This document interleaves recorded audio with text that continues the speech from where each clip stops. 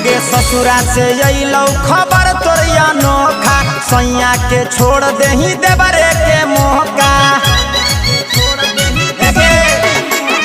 ससुरा से अइलौ खबर तोर अनोखा सैया के छोड़ देही देवरे के मौका।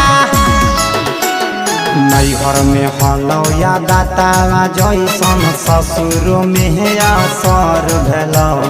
नैहर में हलौ या दातावा जैसन ससुर में असर भेलौ। छौड़ी तोरा जवानी के पानी में सैया साथे देवर बोतर गेलौ। हेगे तोरा जवानी के पानी में सैया साथे देवर बोतर गेलौ।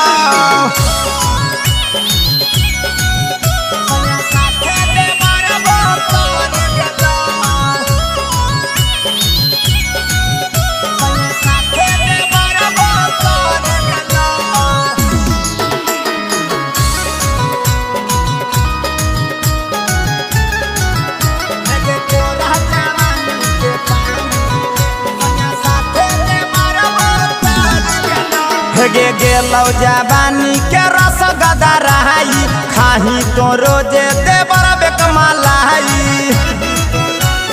हेगे गेलौ जवानी के रस गदराई खाही तो रोजे देवर बेकमालाई।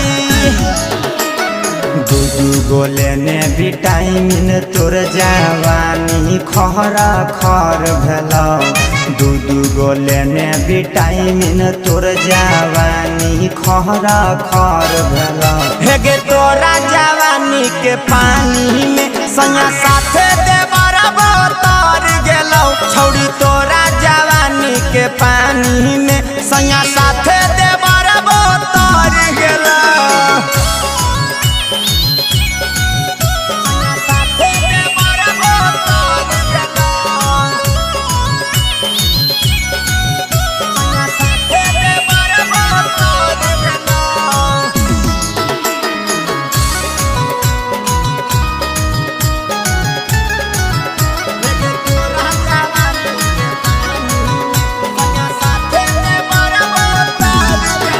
हेगे चेहरा के यजबे बनाबो ही बिहुटी राते में सैया दिन देवरे के ड्यूटी।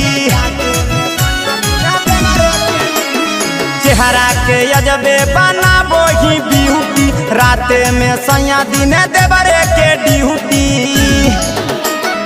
सौरभ रंजित के सुने गे छौड़ी बोलिए जहर भेलौ। गोहरे हे लाल से खरके गे छौड़ी बोलिए जहर भेलौ। छौड़ी तोरा जवानी के पानी में सैया साथे